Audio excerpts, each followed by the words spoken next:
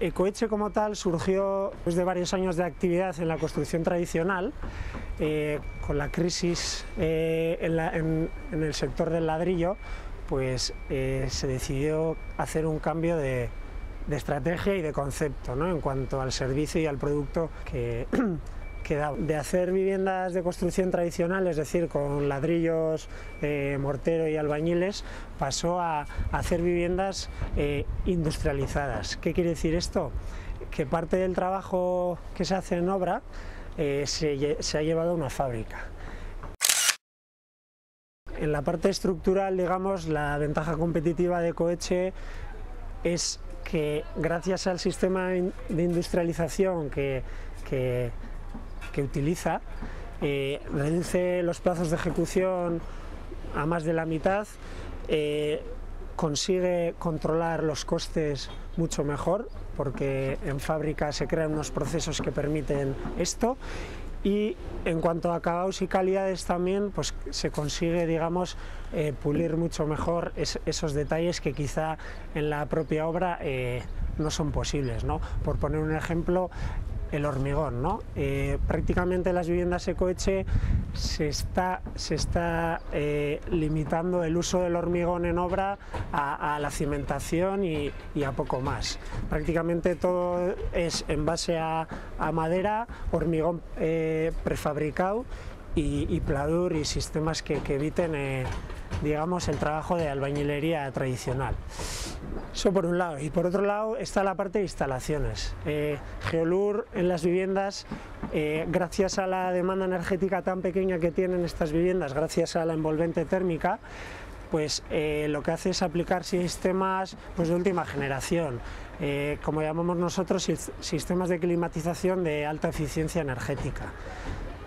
Por ejemplo, esta vivienda en la que estamos lleva el sistema de calefacción y agua caliente, lo hacemos mediante una bomba de calor geotérmica. Es decir, utilizamos la energía o el calor que nos da la propia tierra para generar el calor suficiente para la calefacción y el agua caliente de la vivienda.